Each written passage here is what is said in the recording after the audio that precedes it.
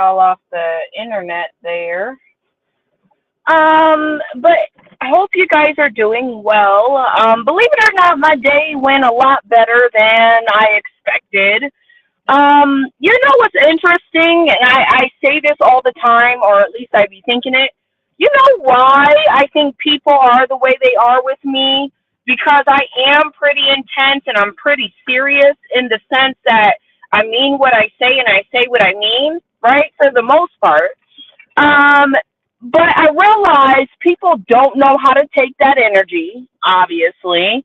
But also, I think people respect it silently, especially in situations that I've been dealing with lately. With this girl that don't work and everybody thinks she's a mistress.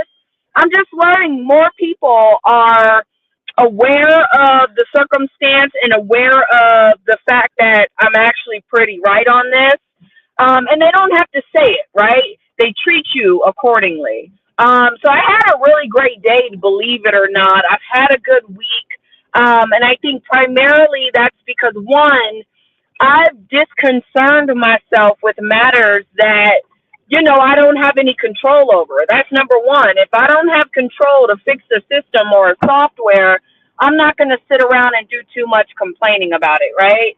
But anywho, I think that's what's been contributing to my week is just not. I've been hustling, y'all, in terms of my business. I just got my Pro Advisor certification, which is really cool. Um, Not really anything to do with bookkeeping, but it is, right? It's got everything to do with QuickBooks Online. And now I'm like a certified QuickBooks professional. That's what they call us, which is pretty cool because that helps to add a level of,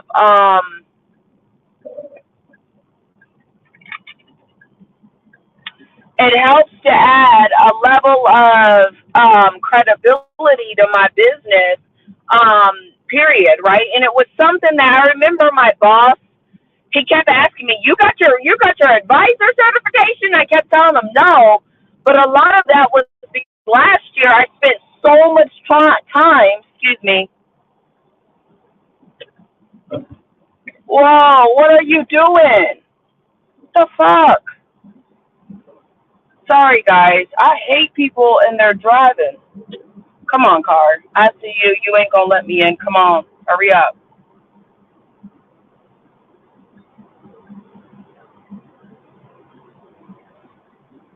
Sorry. All right. I think where I'm at, like I said, is primarily I'm focused on my business. I've detached from this company in a way that, like I said, is very similar to a woman breaking up with a man, right? Where it's a mental thing before it's a physical thing. And I'm actually doing everything I can now to increase my business, increase my income, really focus on doing what is necessary to ensure that I can walk away, right? Now, with that being said, obviously it was a much better week. My boss is out of town. And honestly, I don't like to have to feel like I just don't like these people in my face all the time. I think that's the biggest thing for me is I don't like people in my space that normally wouldn't be in my space, but they're in my space because I work with them type shit. So I think people are understanding that. Like, give me my space. If I want to talk, I'll come to you, you know. Um, the frustration with the software and the girl not doing her job is still there. But I've delegated that for the tax manager to handle, right? Because at the end of the day, I'm not a fucking manager, right? And if I'm telling somebody a manager on paper, right? But if I'm having this dialogue with someone, hey, this is your job and you're not doing your job, and they're consistently pushing back and they're telling me, no, it's because you didn't add any data in there. And, everybody who knows what I'm talking about knows I'm right. At this point, I feel like I was disrespected. I've never been apologized no apology has come from that. Nothing. So I feel like some things, like I said, if they seem to listen to the tax manager better, um, then they need to be dealing with a tax manager then, right?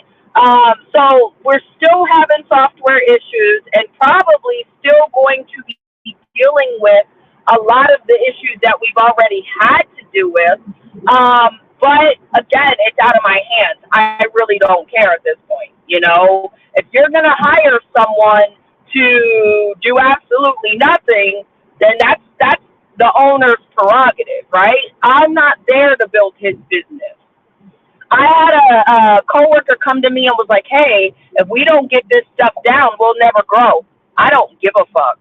I'm at a point where I don't care anymore, you know, and it's no disrespect to anybody else, but it's got everything to do with the fact like this ain't my business. I'm done talking. I'm done being mistreated, and that's just where I'm at, you know. And now back on to my topic. I wanted to get on to my topic. I just want to share with my day with you guys, my thoughts. But obviously, here we're here to talk about what one man won't do, another man will. Okay. And the reason why I wanted to do this because I felt like y'all, I cried the other day actually, right? Because for my birthday, my ex-boyfriend that I've known for like many years, and again, we were very young when we met, and just kind of, you know, a bit toxic for each other, okay? The both of us. Perfect. You guys are moving. The traffic is moving today. I know that's right.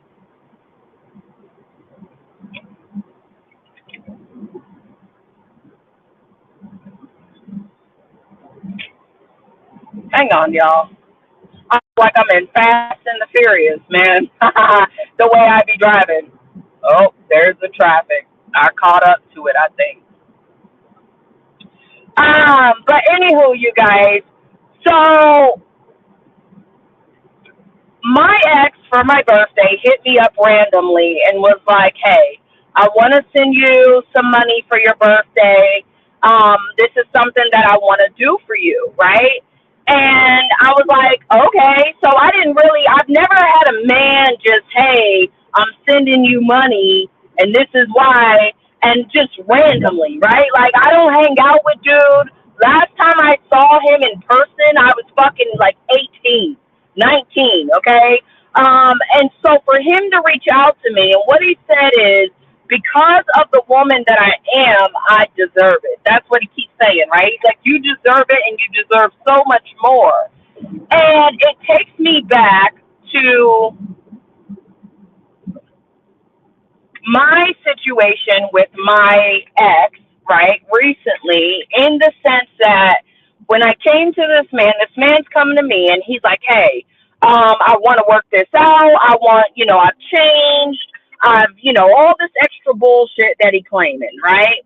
And when I tell him something as simple as, "Hey, you know," because I hit him up and I was like, "You know, I just want to be friends." And he was like, "Well, why?" And I said, "Because, you know, obviously you didn't, you know, Valentine's Day was a big deal. Like, I didn't receive anything on Valentine's Day. And then two, I hadn't heard from him in about a week. So for a man that's trying to come back into my life and really change, right? Consistency is key."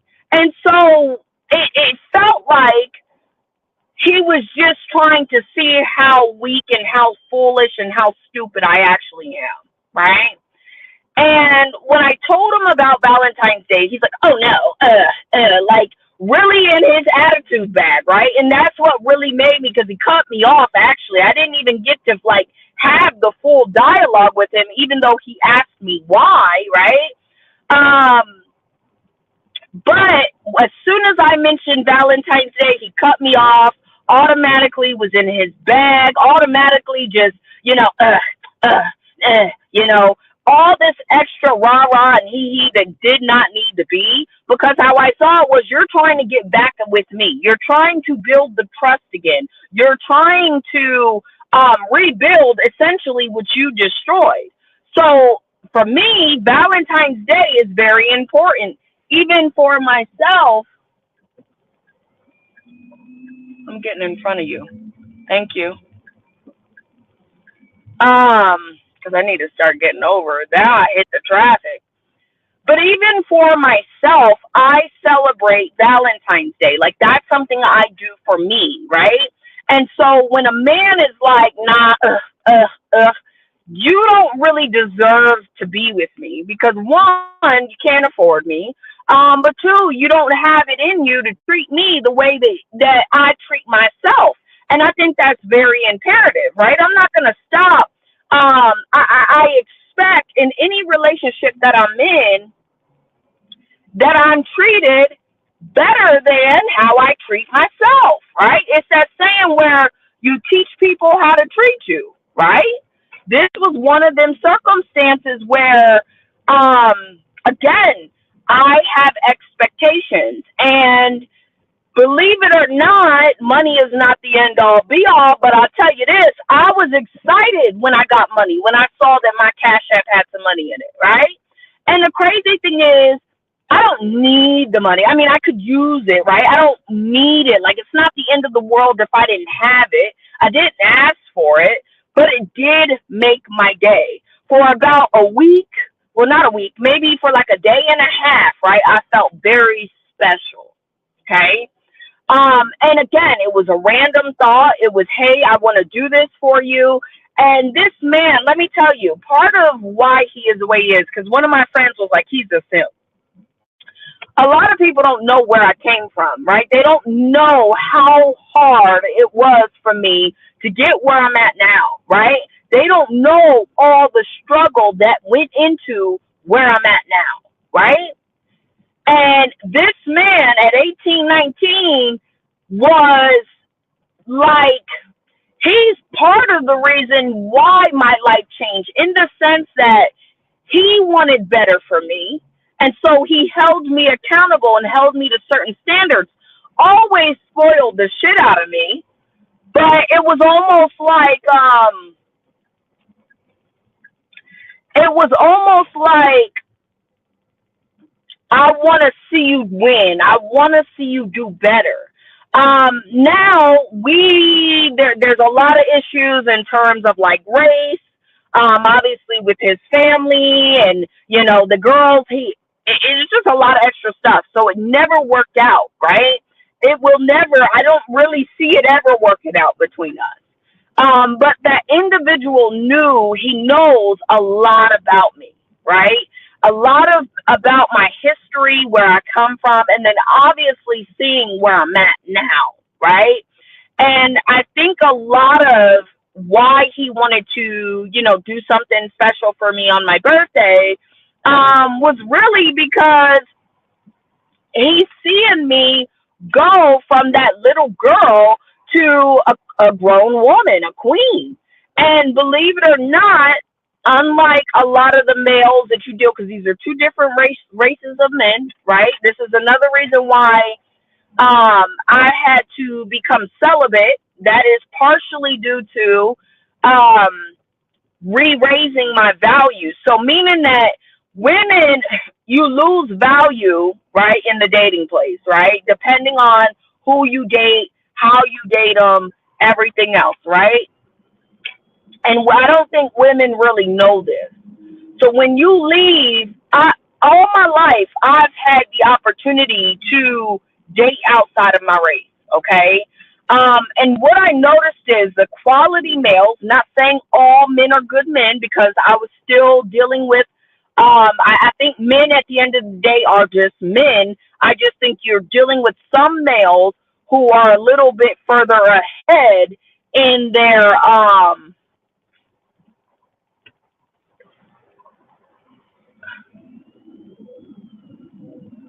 sorry.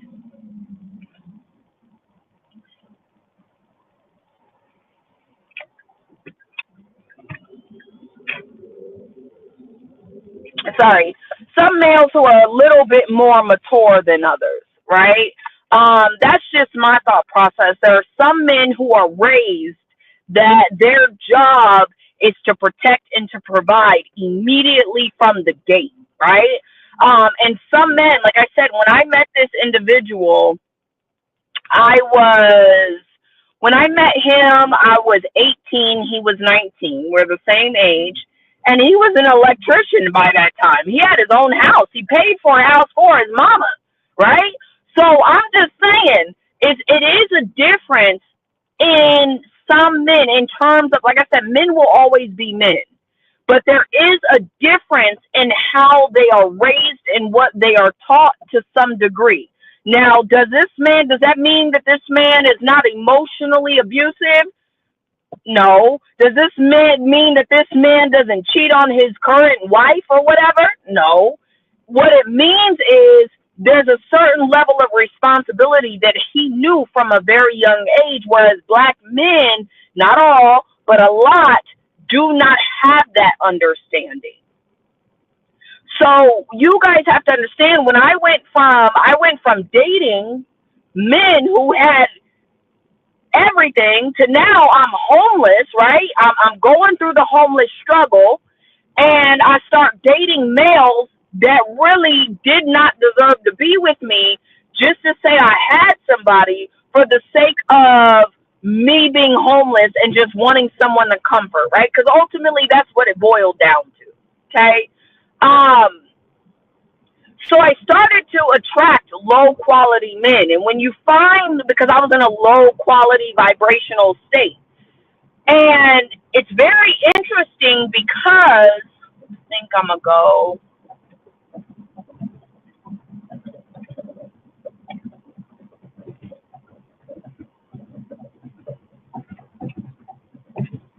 Sorry, y'all. Being in what is that saying that they say, when you attract what you are, right? You attract exactly what you are.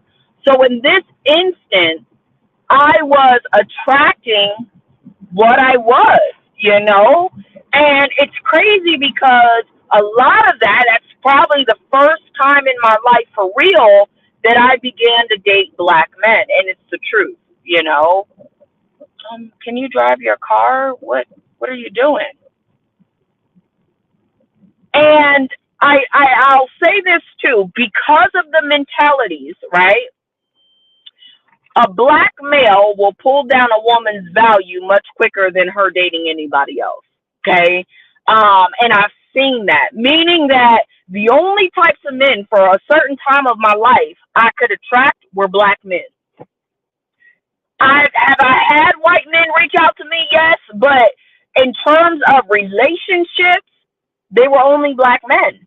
And I didn't say I don't want to be with you because you're black. And then, like, I gave it a real shot because I always wanted full black kids, stuff like that, right? But I noticed when I dated black men, that was the time that I got disrespected the most, right? I got dogged out the most, right?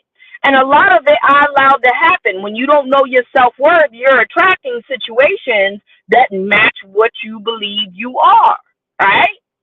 So a lot of that was what I attracted to me, right? And what I settled for many different reasons. If I'm homeless and I ain't got nobody, I would think that anybody who's homeless, you're going to cling to whoever you can. So I made, I would say, decisions in relationships, or to be in relationships, let's put it this way. Not a lie, I say ships, but y'all, it really ain't that many relationships I've had in my life. I attracted these things to me, and I think, like I said, because I've done the work on myself, there's certain things that I know that I'm just not for. I'm not for the weak. I'm not for weak-minded men. I'm not a weak woman. And so therefore, a lot of the things that people, old people are the worst on the road. They need to have like their own special fucking road And you know what? I would want somebody to be patient with me when I get older, so I need to stop talking. But they drive me nuts on the road. So what I essentially experienced today or this week, right, was a man telling me because he saw my strength, because he sees that I'm on my shit and I've got my shit together, that I've essentially risen from being nothing to something, right? To some degree, right? I'm still a nobody, right? To some degree.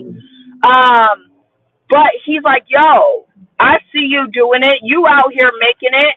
Let me show you some love. One that told me that men do respect women who have their shit together. Okay, I don't know what these little boys, these little men be trying to convince women, but men really genuinely they do appreciate a woman who's got herself together. Okay, but two, what it told me was the all the thoughts that I had running in my head about, well, damn, is expecting something on Valentine's Day too much? Is that, because I'm really left here thinking like I did something wrong, right? Because that's how men try to spin it. I was asking for too much instead of being grateful. I don't feel like I was asking for too much. Now, if I just meet a man, right, and it's Valentine's Day, I still think that, if we're in school, when we were kids, right, you automatically knew, a boy knows to give out Valentine's Day cards. So for me, there's still no excuse. If I'm a woman that you're pursuing, Valentine's Day matters. And so I expect even something as minimal as $1 card. Like, it don't gotta be nothing crazy. A bar of chocolate. Like, that shit don't cost much. But I had a man who I thought, well, I really didn't think, because I made decisions based upon not what I'm about to tell y'all. I made decisions to end the situation and not back to the situation, because ultimately what I think and what I know are two different things. So what I thought was, this man loved me. This man wanted to work things out with me. He wanted to build with me. What I know is something completely different. And all this man did, all this man who gave me the present did, because I'm not going to give you guys their names, is show me that I really wasn't asking for much at all. See, what I've learned is that men do things for women that they really want to do it for. And so me walking away from this individual was the genuine right thing to do.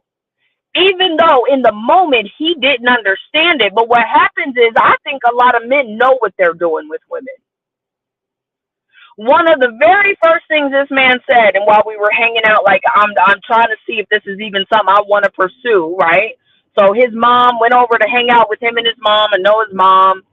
And I remember him telling me, I know you're not dumb. I know you're not weak. And that was never the subject of conversation, which was a red flag for me, because that wasn't like, it was never brought up. So, in the way he said it was like, well, maybe, yeah, you actually are weak, right? But I'm going to say you're not weak because I'm trying to manipulate the circumstances, right? And I remember, like I said, having to sit with my decision and really make that choice of whether or not I wanted to go back into this relationship or not. And everything that I've been shown, right, because I did cry. I cried because I'm like, dang, you gave me damn near, I mean, if you round it, almost $100.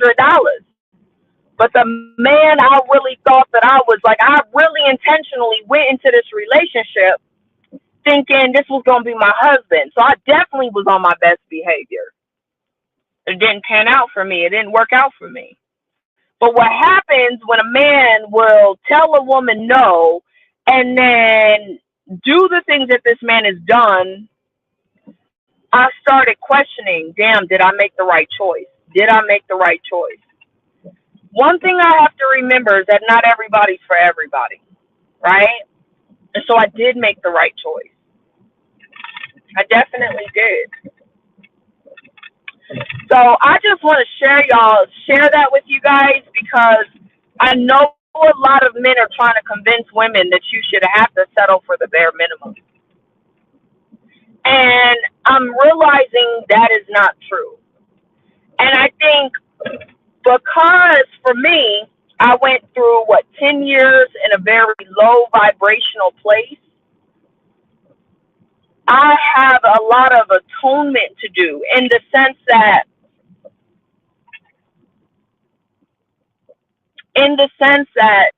I feel like God is like it's a test. My celibacy is a test to see if I'm even ready for the person that I say that I want.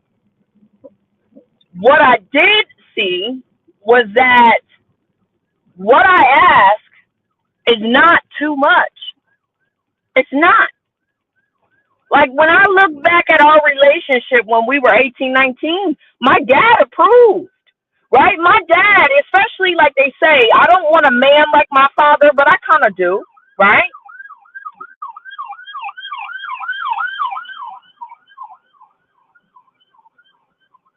That was crazy.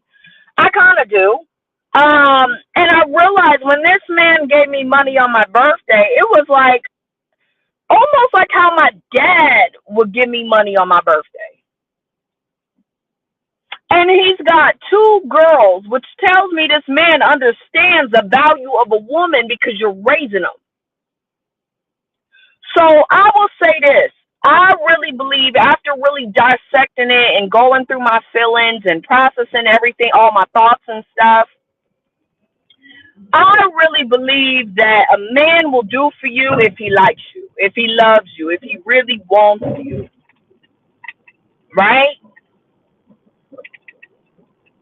A man is not going to do anything beyond he'll argue with you. He'll tell you you're being unreasonable, make you feel like you're asking for too much when he doesn't respect you, value you, or like you. Today or this week, I was shown it with my own eyes, my own cash app. Because really, I mean, like I said, I don't ask for anything. I'm never going to be like, hey, can you give me some money? I work for it, you know? So for a man to recognize and keep in mind, I've been the same chick. It ain't no different. My ex the 18-year-old ex versus the ex I broke up with 4 years ago, they both know that I'm a hustler. I mean, I don't even know about hustler because that ain't really my steez, but I make money, you know, and that's what my purpose and what I'm about, I guess. I don't know if it's my full purpose, but it's definitely what I've always been about.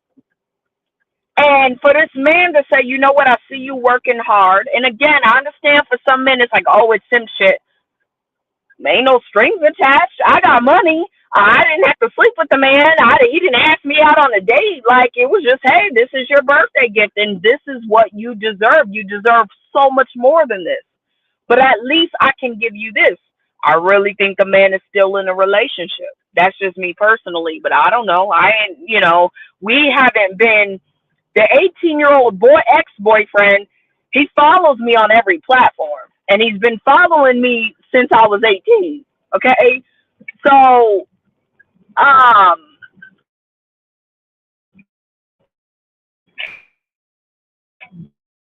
that maybe there was an ulterior motive, but it hasn't presented itself. Whereas my ex from 4 years ago, I was asking for too much, and it was so much that he just felt like he needed to get into a new relationship, knock the girl up, all types of stuff. So I really think that when you're dealing with different races of men think differently. That's number one.